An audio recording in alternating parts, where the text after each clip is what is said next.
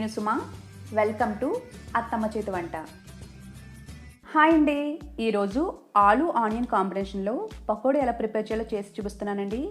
ఈ పకోడీలు చాలా క్రిస్పీగా, క్రంచీగా, టేస్టీగా ఉంటాయండి.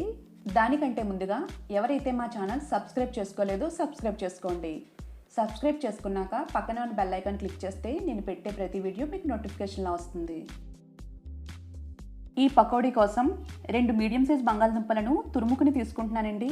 మనం ఎప్పుడైతే పకోడీ ప్రిపేర్ చేసుకుందాం అనుకుంటున్నామో అప్పుడే బంగాళదుంపలు తురుముకుంటే మనకు కలర్ అనేవి చేంజ్ అవ్వకుండా ఉంటాయి. నెక్స్ట్ 3 ఉల్లిపాయలను చీలికలుగా కట్ చేసుకుని వాటిని యాడ్ చేస్తున్నానండి. ఆ తర్వాత 4 పచ్చిమిర్చిని చిన్న చిన్న ముక్కలుగా కట్ చేసి వాటిని కూడా యాడ్ చేసుకుంటున్నాను. తర్వాత ఒక క్యారెట్ని తురుముకుని దానిని యాడ్ చేస్తున్నానండి. ఆ తర్వాత కొద్దిగా కరివేపాకు, నెక్స్ట్ కొంచెం వంట సోడా, తర్వాత టేస్ట్కి సరిపడా సాల్ట్, అలాగే 1 టేబుల్ స్పూన్ అల్లం వెల్లుల్లి పేస్ట్ వేసుకుంటున్నానండి. ఆ తర్వాత 1 కప్ బియ్యపిండి అంటే వరిపిండిని యాడ్ చేస్తున్నానండి. అలాగే మనం ఏ కప్పుతో బియ్యపిండి తీసుకున్నామో అదే కప్పుతో 1 కప్ శనగపిండి వేసుకుంటున్నానండి. అన్నీ కలిసేలా బంగాళదుంపల్లో ఉన్న తడితోనే ఫస్ట్ వీటిని కలుపుకుంటున్నాను.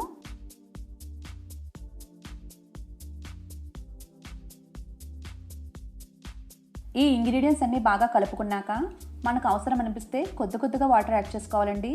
నేను కొంచెం కొంచెం వాటర్ యాడ్ చేసుకుంటూ పిండిని కలుపుకుంటున్నాను.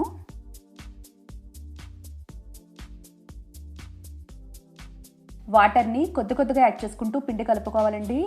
పిండి మరీ జారుగా ఉండకూడదు. నేను వీడియోలో చూపిస్తున్న విధంగా కొంచెం గట్టిగా ఉంటే మనకి పకోడీ అనేవి క్రిస్పీగా వస్తాయి. పిండిని ప్రిపేర్ చేసుకున్నాం కదా, ఇప్పుడు స్టవ్ ఆన్ చేసి ఒక కడాయి పెట్టుకుని డీప్ ఫ్రైకి సరిపడా ఆయిల్ వేసి హీట్ అవనివ్వాలి. ఆయిల్ బాగా హీట్ అయ్యాక మనం రెడీ చేసుకున్న పిండిని చిన్న చిన్న పకోడీలా వేసుకోవాలండి.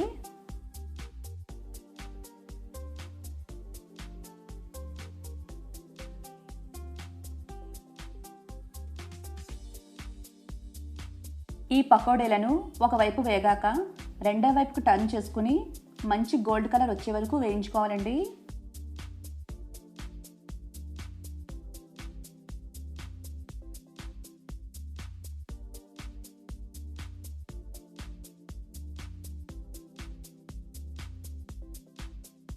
ఆయిల్లోని బబుల్స్ తగ్గి పకోడీ ఇలా గోల్డ్ కలర్ వచ్చే వరకు వేయించుకుని వేరే ప్లేట్లోకి ట్రాన్స్ఫర్ చేసుకోవాలి.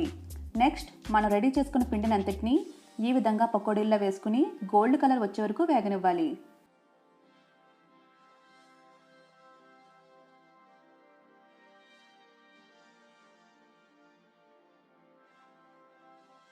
చూసారు కదా ఆలు ఆనియన్ పకోడీ ఎంత క్రిస్పీగా వచ్చాయో. క్రిస్పీగా ఇష్టపడే వాళ్ళు శనగపిండికి బదులుగా టోటల్ వరిపిండిని యాడ్ చేసుకుంటే మరింత క్రిస్పీగా ఉంటాయండి.